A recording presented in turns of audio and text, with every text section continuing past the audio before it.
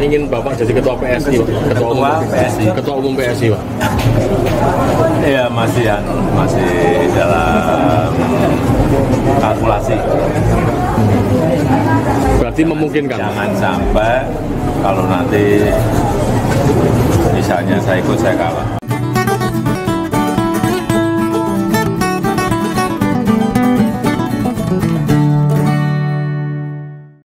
Dari pandangan Om Begawan, secara pribadi loh, suramnya politik keluarga Pak Jokowi, itu kelihatan banget ini.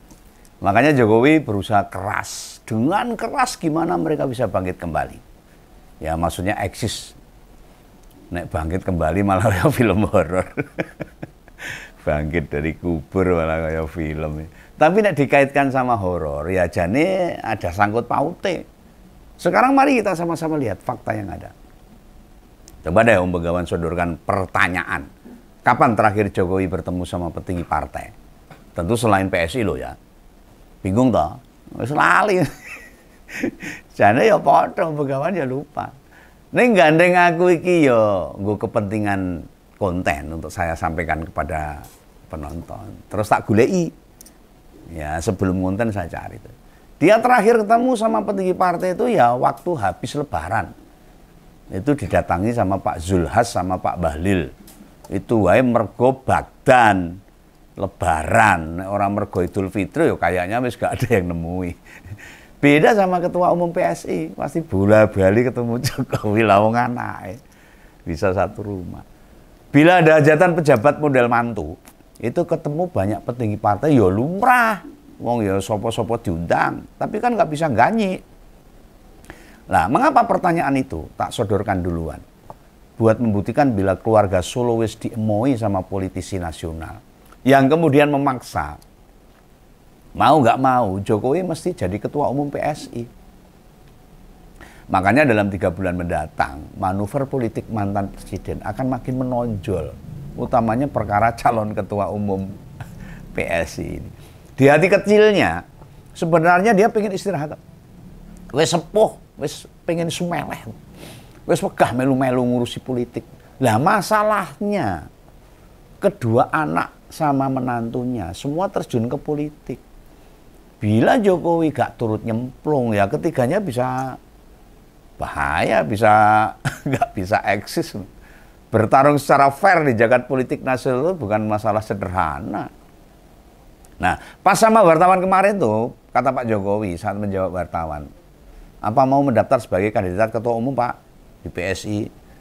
Dia bilang katanya masih kalkulasi, dihitung-hitung pakai kalkulator itu. Memangnya bila dia enggak ngedaftar, siapa lagi yang mau mencalonkan ketua umum PSI? Gibran, gak mau dia. Jadi wapres penal, nambah gawean. Kaisang maju lagi, nggak ada semangat. Jadi ketika anak mantan presiden sebenarnya memang bukan orang politik tulen. Hanya dilandasi gurihnya kekuasaan, gampangnya nyari duit, itu yang bikin mereka ngerti bila mau pena, ya lewat jalur politik. Dibandingkan saat masih jadi pengusaha. Jauh lebih berat dapat pundi-pundi rupiah. Selain menyebut sedang mengkalkulasi, menghitung-hitung, Jokowi juga sambil gojek ngomong, jangan sampai misalnya ikut terus saya kalah. Oh kalah harus apa toh Pak? Nah itu bumbu-bumbu saja biar kesannya maju bertarung ngerebutin kursi ketua PS itu bukan sesuatu yang mudah. Halah. Apa dia lupa? Anaknya baru 2 hari jadi kader, tidak punya pengalaman politik, belum pernah ada di organisasi. Ujuk-ujuk Kaisang bisa tuh jadi ketua umum PSI kok.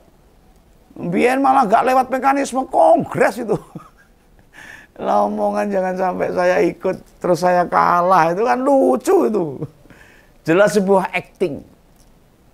Permainan drama yang sudah bisa ditebak oleh masyarakat. Memainkan sebuah cerita politik.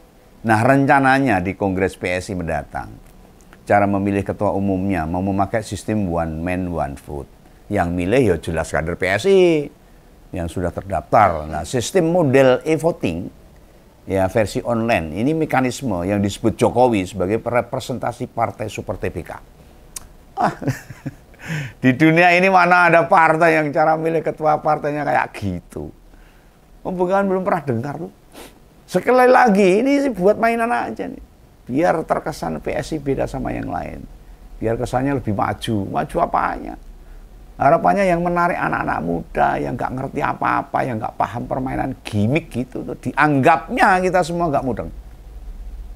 Modelan Pak Jokowi yang suka nyari perhatian ini. Apa kita semua lupa? Jangankan aturan internal sebuah partai loh, yang dibuat oleh anggota partai itu sendiri. Tata tertib memilih ketua umum partai. Lawang sekelas konstitusi kita yang urusannya negara, undang-undang itu loh, bisa diobrak-abrik, diatur dan disesuaikan demi kepentingan Jokowi. Ini makin memperlihatkan Jokowi ditantang mendaftar ketua umum PSI. Itu cuma tontonan, akrobat, panggung pertunjukan. Istilahnya partai super TBK, kan memang karangan Jokowi aja. Seolah-olah bener-bener bisa diterapkan. Alambo, mengapa timbul kesan Jokowi meramaikan bursa ketua PSI? Sesuatu yang menarik. Kita atau rakyat dipaksa menyaksikan drama. Menyaksikan sebuah cerita dalam alur politik. Itu mau caper cari perhatian. Ya sekalian nambah peluang lah. Seperti terus yang gabung ke PSI makin banyak. Lalu relawan-relawannya pada gembruduk ikut ke PSI. Kalau Pak Jokowi ke PSI loh. Tetapi untungnya apa? Nek gak untung mengapa gabung? Ya wong sing duwe kepentingan ya diramaikan lah. Biar nanti ada untungnya itu. Tapi apakah benar nanti pengikut-pengikut Jokowi gabung ke PSI? Lah dikira nanti setelah dia jadi ketua umum PSI yang baru menggantikan anaknya. Apa orang mau berbondong-bondong, berduyun-duyun mendaftar jadi anggota PSI? Ya pasti ada lah. Hanya tidak signifikan. Itu pun paling berasal dari organ-organ relawan yang masih menjilat dan memuja dia. Atau fan berat Jokowi. Kan banyak yang daftar jadi kader PSI itu. Lalu pendukung garis keras wae uga-ugaan jadi kader partai mawar pink ini. Apalagi yang orang-orang biasa. PSI yang didirikan awal pengen berbeda dengan partai yang sudah ada. Kenyataannya ya sama saja. Anggere entuk kowe kekuasaan, parpol kowe ya ngono-ngono wae padha. Cara-cara Pak Jokowi nyinggol PSI ini buat golek perhatian sebenarnya. Muncul terus di media kita. Dan sangat berharap nanti orang jadi mau masuk PSI, dodolan untuk masuk partai. Nah, manuver politik keluarga Jokowi 3 bulan mendatang itu berkorelasi signifikan pada situasi politik nasional ya. Dan tidak itu saja, juga menentukan apakah pengaruh Jokowi beneran masih ada atau berkurang drastis. Bila hanya bertahan dengan status mantan presiden, Jokowi ngerti tidak akan masuk hitungan lawan sebagai ancaman 2029. Dia mesti punya tunggangan baru sehingga punya gaman atau apa aji-aji buat bertempur. Aji-aji apa ya itu? Ya piandel lah, biar kedel. Kalau dia kemana-mana nemui siapapun bermodalkan mantan presiden, orang laku. Partai atau tokoh lain dengan mudah menolak. Kan mereka akan mempertanyakan keuntungan yang mereka dapat apa setelah ketemu Jokowi. Ini dalam konteks Jokowi sebagai mantan presiden loh. Andai posisinya ketua umum PSI beda, ada nyang-nyangan itu. Del tinuku lebih jelas dan pasti dalam politik dikenal sebagai bargaining politik. Mungkin beberapa orang tetap anggap mesti terpilih jadi ketua umum PSI. Jokowi tetap gak ada harganya. Ya maklum, PSI kan hanya partai mediocre, partai recehan. Kursi ketua umum PSI hampir pasti dipegang sama Jokowi. Pasti itu kalau dia daftar. Bila kemarin pada wartawan dia mengakui masih mengkalkulasi, ya ben menimbulkan perdebatan baru, ada pro kontra, itu kan maunya dia. Dan pula nek ora jadi ketua umum PSI mah dadi opo itu. Apa Pak Jokowi mau dan rela ngelihat anak-anaknya makin habis di politik kalau dia nggak terjun juga di politik. Ngamping-ngampingi kalau bahasa Jawa. Perkarane ya mau kuwi tok jane. Sehingga negara ini dadi umyek. Rebut babakan sing ora mutu, receh-receh. Ya tentang ijazah lah, masalah fufu fafa, ya soal pengkhianatan, termasuk banyak pendukungnya yang hingga detik ini Jokowi kuwi dianggap politisi paling top markotop. Dia kayak maestro politik. Mesti sejatinya sama saja dengan politik yang lain. Ya. Karena ada sebuah pengkhianatan awal dari kedudukan yang dia raih itu. Pendukung garis keras dia, mengosisasikan Jokowi itu ratau duwe karep elek katanya. Seolah-olah semua motifnya itu benar ditujukan demi kebaikan, demi rakyat. Itu mereka, para pendukung garis kerasnya. Kesannya jadi niat buruk itu atau niat jahat tidak ada dalam hati serta pikirannya Jokowi menurut para pemujanya Jokowi atau relawan garis kerasnya. Lu tak akui loh. Sebagai pemain drama, mantan presiden itu memang aktor hebat.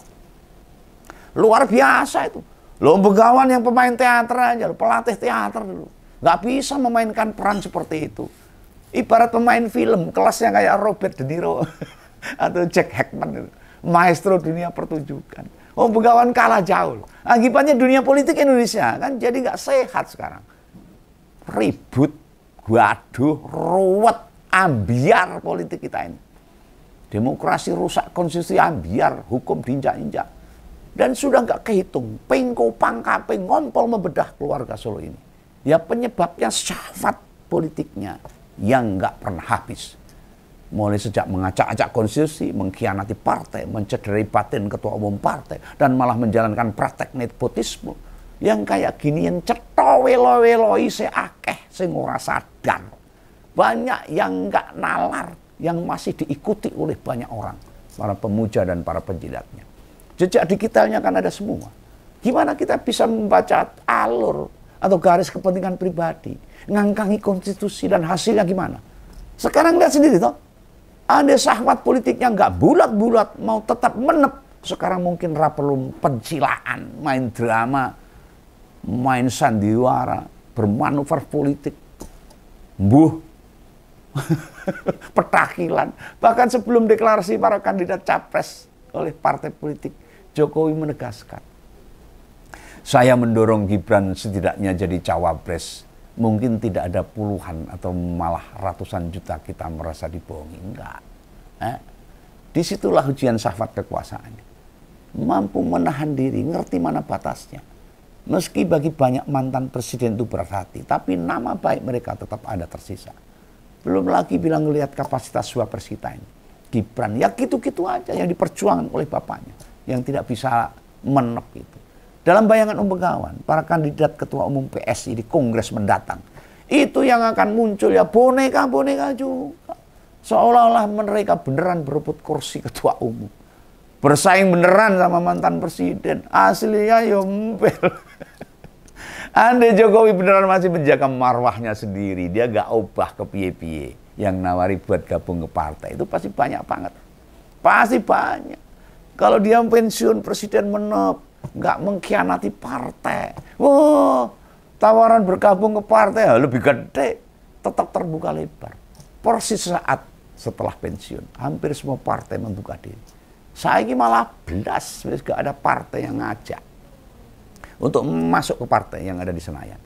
Malah bila masih bertahan di PDIP, nggak aneh-aneh di Pilpres wingi, nggak ngerusak konstitusi. Mungkin Kongres Partai Bu Mega sok saiki wis terselenggara dan Pak Jokowi bisa jadi ketua umum. Mungkin ini perkiraan Begawan. Nah ya begitulah ujian manusia. Begitu ngerti betapa kekuasaan memang memabukkan, jelas gak ada yang akan menghentikan dia. Gampang cari duit, gampang cari kekuasaan, gampang ngatur-atur. Buat terus bertahan. Gimana caranya kekuasaan gak pindah ke tangan orang lain? Karena keenakan. Dan bandingkan di masa awal pemerintahan Jokowi dengan apa yang sekarang dia jalani. Semua berkait sama urusan pribadinya saja. Termasuk seolah pasang badan. Membela pemerintah sekarang. Terkesan backup Presiden Prabowo. Itu murni disebabkan si anak barep jadi wapres. Iya. Anda dulu gak ngege mongso, Gibran gak didorong jadi wapres. Nama baiknya akan tetap terjaga dengan baik. Nah sekarang jangankan menggenggam kekuasaan. Lalu menggenggam kekayaan saja, itu sesuatu yang menggiurkan. Dan lihat saja gimana orang-orang yang dia dukung. Jadi kepala daerah, rata-rata blue. Tidak punya komitmen jelas. Gak berani fight buat memperjuangkan, memperbaiki, membenahi kesejahteraan rakyat. Ibarat pikiran kita terganggu dengan beban individu. Maka segala ucapan dan tingkah laku kita jadi keikut negatif juga. Nah semua gambaran tadi menyajikan sebuah fragmen betapa Tuhan itu maha adil. Dan bagi fan berat Jokowi, Anda nggak sadar-sadar ya monggo. konten ini tidak buat membangun kebencian pribadi pada Jokowi. Ini perkara syahwat kekuasaan yang bagi Begawan mesti dilawan bareng-bareng. Apalagi pengkhianatan dan kebohongan yang bisa membuat gaduh negara ini. Dan rakyat menjadi bingung. Kesejahteraan jadi tidak bisa diharapkan lagi. Itu ya. Pesan Begawan, jangan lupa subscribe. Salam ngompol. Sampai jumpa. Dadah.